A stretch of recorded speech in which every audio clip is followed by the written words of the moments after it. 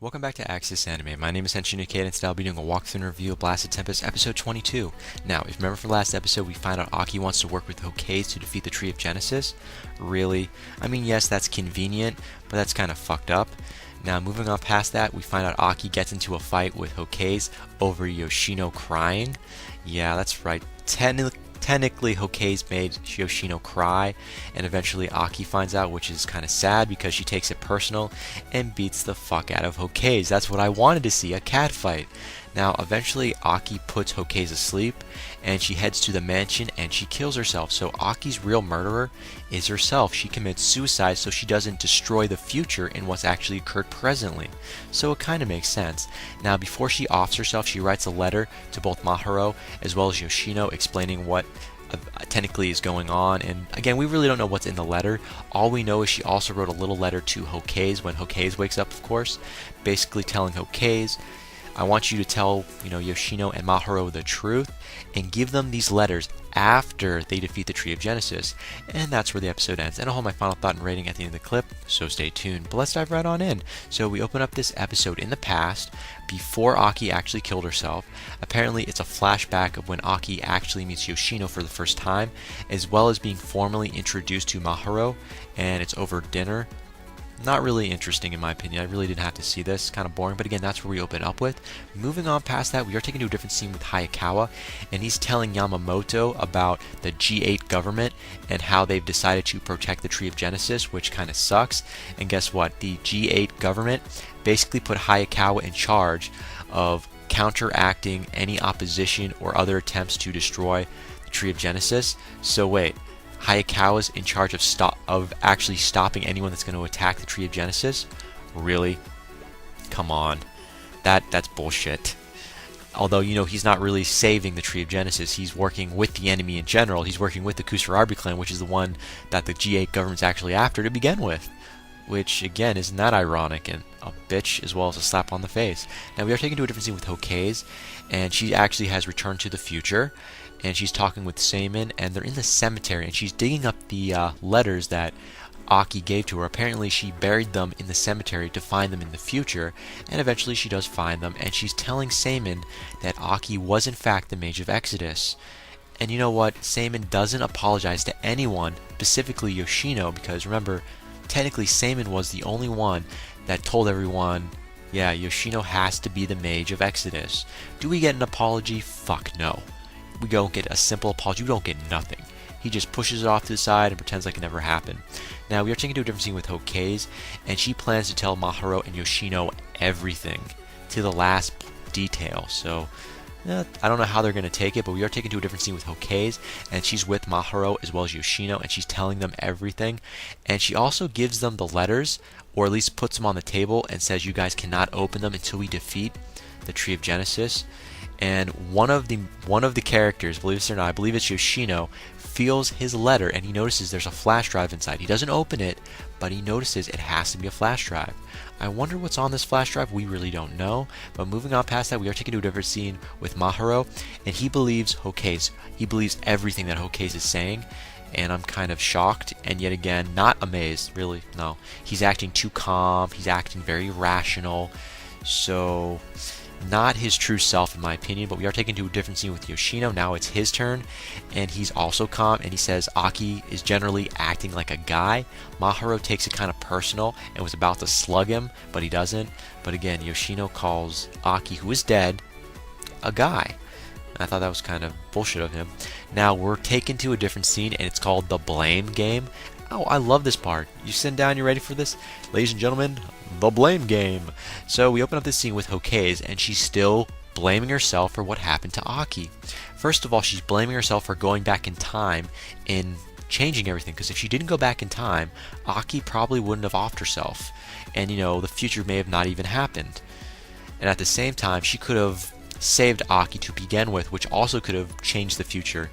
There's also like a couple other options she probably could have had, but she blames herself. I'm like, bitch, get over it. I'm sick of hearing you fucking whine. No, literally, it's annoying me. Now we're taken to a different scene with Maharo, and he's also playing the blame game, and he also turns the tables, and he said, it could have gone the other way around. We could have changed something. We could have done something. Guys, just let it be. So now it's being pointed out, this was Aki's choice. It wasn't Yoshino's choice, it wasn't Maharu's choice, and it wasn't Hokei's choice. It was Aki's choice. She killed herself, she chose the path she chose, plain and simple. Now we are taken to a different scene with Hanamori, and he throws a fucking table at the wall. And I thought at first, is this something about Aki that we don't know about? No. Apparently it has nothing to do with Aki, although at one point in time I thought Hanamori was dating Aki from the past. That's really not really the case. We still really don't know if there's any truth to that in general, but I'm afraid there's probably never going to be. But anyways, he throws the table and he's getting all mad. He says, Maharu, you're wrong. And you should be angry, you should be pissed. And he punches Maharu, and then he punches the shit out of Yoshino. I'm like, damn, when did this guy grow some balls? When? And why the fuck is he beating everyone up? He's basically telling Maharu as well as Yoshino, you guys should be getting angry, you should be yelling, you should be crying. Stop keeping all your emotions bottled up. You know, you don't have to throw a whole table set to get your point across. And you know, it's weird, Yoshino, he's bleeding. And so we're taken to a different scene with Hanamori, and now he's quieting down, and he's going back to his original self, where he's weak and pathetic, and I thought it was kind of funny. He went from being this hot-headed Maharu type of character to a pussy. Come on, you heard me. He's acting like a pussy, a weakling right now. And I thought this was even funnier. His goal is to defeat the Tree of Genesis. He points out, our goal, it's to defeat, the Tree of Genesis, plain and simple. Now, I also thought this was worth saying and bringing up as well. We're taken to a little cutscene with Yoshino, and he's bleeding, and he's basically telling Hokei's, like, excuse me, yeah, he kind of hit me down there, and like, I'm bleeding inside eternally. I think he hit something that is probably worth something, keeping me alive, so Hokei, you may want to help me. I thought it was hilarious. I'm like, hey, I needed to laugh somewhere in this damn episode, and there it was, Yoshino. It was funny, Hanamori broke one of your organs and you're about to die, and he points out, Hokei, can you use your magic to, heal me? I thought it was hilarious.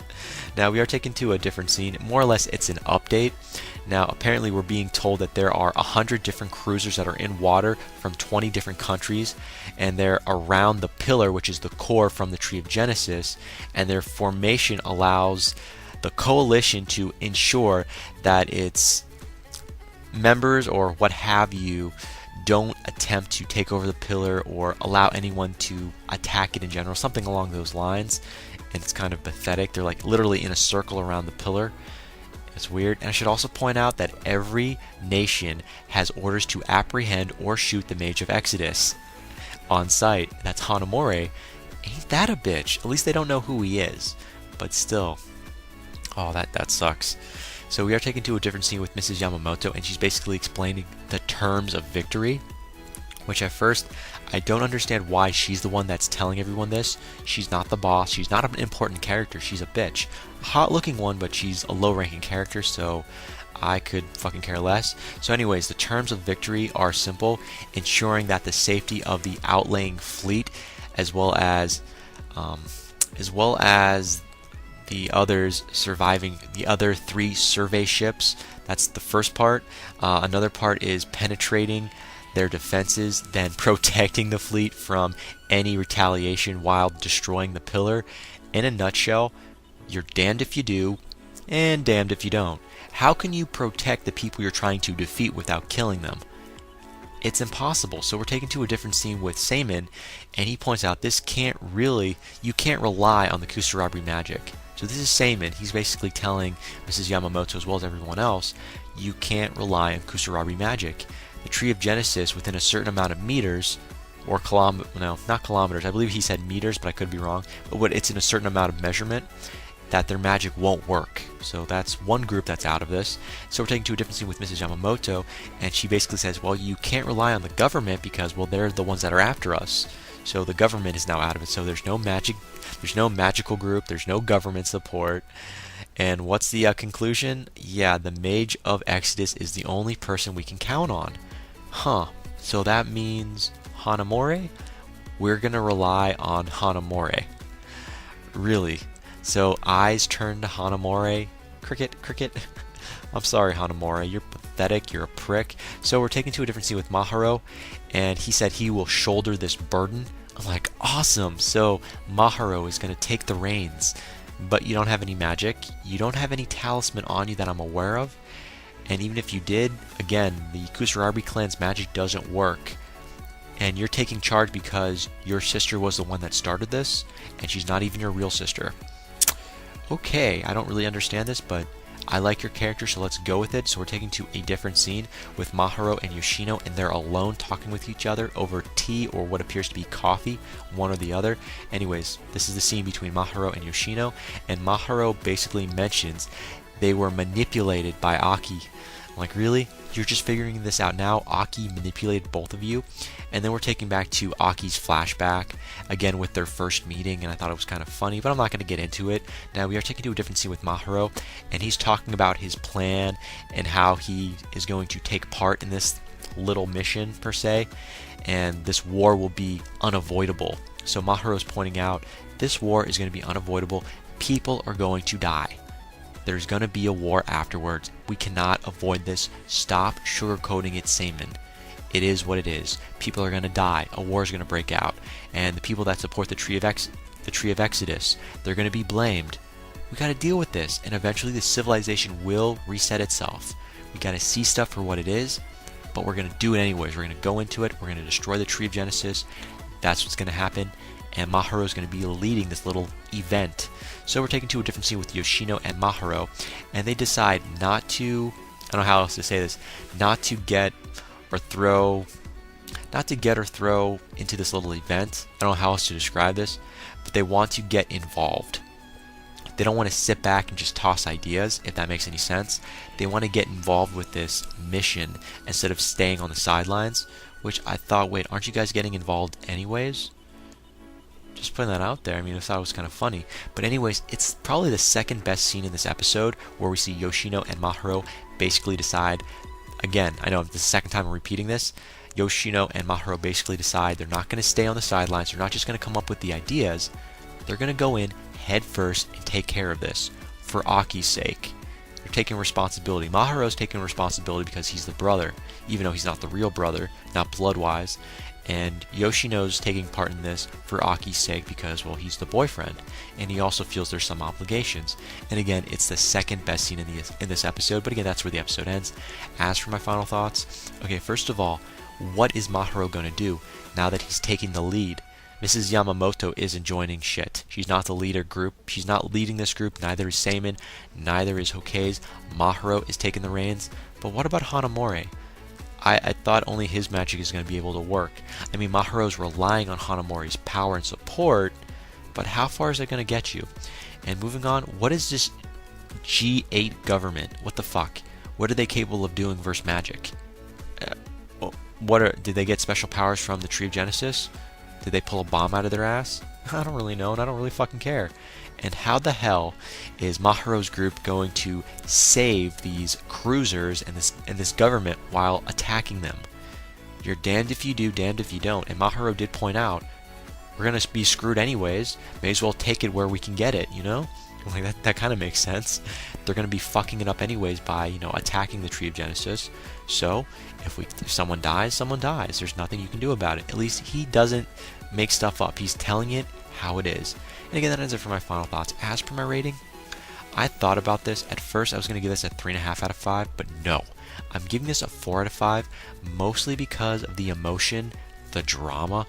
It was there. Fight scenes, no, there was no fighting in this episode. I don't care who you are. Hanamori was about to start something, and he beat the fuck out of both Maharo and Yoshino, but it went nowhere. He pussied out and got weak, so I will not score any points there. As for information, yeah, we got a little information, but we still do not know what is in the letter that Hokage gives to both Yoshino as well as Maharo that Aki was writing down, I guess. And Aki wrote these letters, which we don't know what these letters say, but one of these letters has a flash drive in it, which Yoshino points out. Now, I'm curious to find out what's inside of that envelope to begin with and what's on this flash drive, if there is one. In general, we really don't know, but again, I'm curious. But again, sorry, off track. Final rating, 4 out of 5. Definitely comment down below, let me know, thumbs up, thumbs down, definitely subscribe, check me out on Twitter, and follow me if you like. But let me know what you thought of this episode, and let me know what you think's going to happen in the next episode that's coming out. But again, guys, that ends it for now, and I gotta hit the bricks, and I gotta go. And before I go, I gotta say it, and I always say it, you can't stop the access, but you can watch the feed. I'll see you later, guys.